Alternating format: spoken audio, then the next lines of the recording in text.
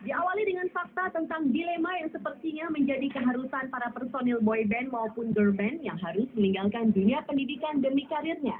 Mereka harus memilih antara impian dan kewajiban sebagai siswa dan harus mengorbankan yang satu untuk mendapatkan yang lain. Sohee Wonder Girls adalah salah satu contohnya. Ia rela melepaskan sekolahnya demi debut Wonder Girls di Amerika. Namun demikian, tak sedikit dari para personil grup idola ini yang masih memikirkan pendidikannya, yang kemudian mengambil ujian penyetaraan dan melanjutkan ke universitas. Sehingga para personil ini tak khawatir ketika masa kejayaannya telah lewat, seiring dengan kian bermunculan idola-idola baru.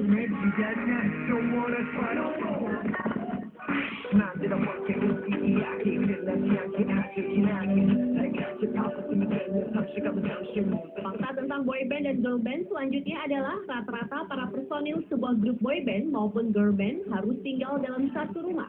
Hal tersebut telah menjadi salah satu syarat utama yang harus disepakati sejak awal ketika para personil ini telah memilih untuk bergabung dalam grupnya. Manajemen artis Korea menganggap penempatan satu grup boyband atau girlband dalam satu dorm atau asrama akan membuat manajer lebih mudah untuk mengatur jadwal mereka. Di sisi lain, dengan tinggal satu dorm juga dapat membuka peluang yang memudahkan para personil ini mengenal satu sama lain, terutama karakter kelompoknya.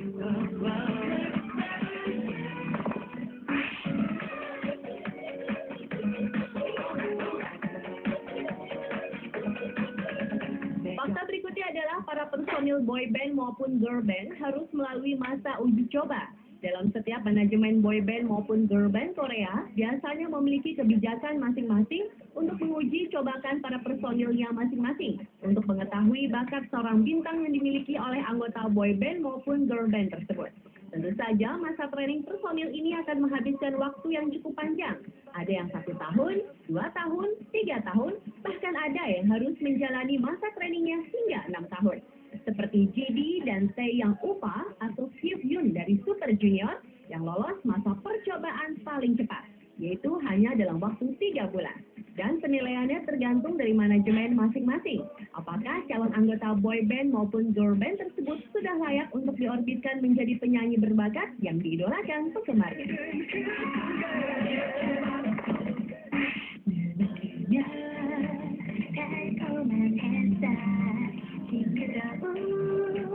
Fakta berikutnya adalah maknae dipilih secara khusus. Dalam sebuah manajemen artis terdapat peraturan tertentu yang harus memilih seorang maknae secara khusus untuk sebuah grup girlband maupun boyband Korea. Maknae sendiri dimaksudkan untuk anggota termuda yang dilihat dari usianya. Manajemen artis Korea akan memilih seorang maknae suatu grup berdasarkan kulit dan wajahnya, yaitu harus memiliki kulit susu dan wajah yang baby face. Dan kemudian barulah manajemen melihat bakatnya. Untuk bergabung ke suatu grup, biasanya manajemen akan memilih maknae di urutan terakhir, karena maknae biasanya ditempati orang-orang spesial, baik itu berdasarkan penampilannya ataupun bakatnya. Seperti Taemin dari SHINee, Song Dong-woon dari Beast, Seungri dari Big Bang, Sohyun dari 4 Minutes. Selain itu, seorang maknae sebuah grup harus lucu, yang biasanya kerap bersikap konyol atau lugu atau bodoh dalam tanda kutip, seperti Seungri Big Bang, Mirror Black, dan maknae Super Junior, Hyun. Seungri terkenal dengan rasa percaya dirinya yang tinggi di depan kamera, sedangkan Mir selalu menjadi bahan tertawaan dengan celotehnya yang lucu.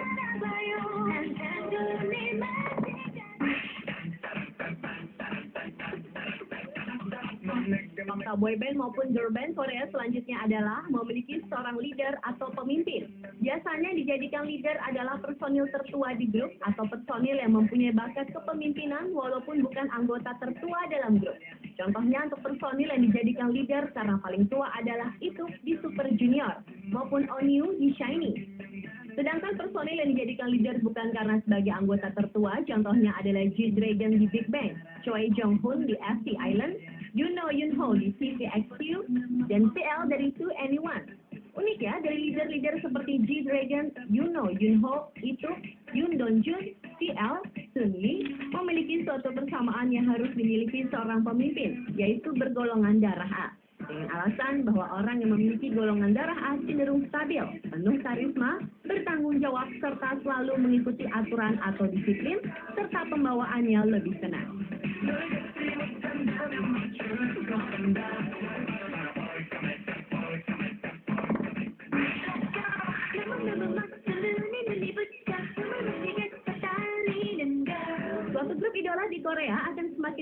namanya jika mereka tidak hanya mampu bernyanyi, tapi juga melakukan kegiatan entertainment lainnya, seperti menjadi bintang iklan, menjadi ikon suatu produk, atau mempunyai acara reality show. Hal tersebut telah ditunjukkan oleh popularitas Big Bang yang menjadi ikon produk Fila, iklan LG Lollipop, atau tampil di One Night Today. Atau Super Junior yang juga banyak tampil di reality show seperti Full House, iklan Seocheon Chicken, dan Endorse Paul, serta reality show seperti Hello Baby oleh SNSD dan Shiny, Idol Mate oleh Beast, Idol Army oleh FT Island, dan Black.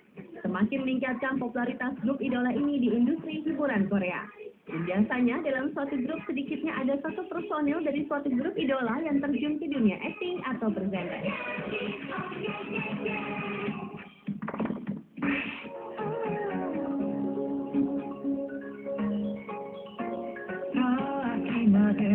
Dan fakta tentang boyband dan girlband Korea yang terakhir adalah harus ada personil yang menonjol dari grup mereka.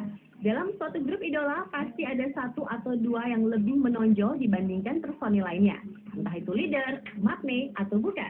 Personil yang menonjol ini biasanya mendapat perhatian lebih dari publik, baik karena kepribadiannya ataupun talentanya. Contohnya adalah G-Dragon Big Bang karena fashionistanya, Haechan Super Junior karena kepribadiannya unik, Lee Ki-kwang Beast karena kepopulerannya sebelum bergabung di Beast, hingga Yoona SNSD karena kecantikannya. Namun ada beberapa lain fakta menyatakan bila biasanya vokalis utama dari suatu grup boyband atau girlband Korea ini tidak tampak terlalu menonjol dan kurang mendapat perhatian dari penggemar grupnya di Korea.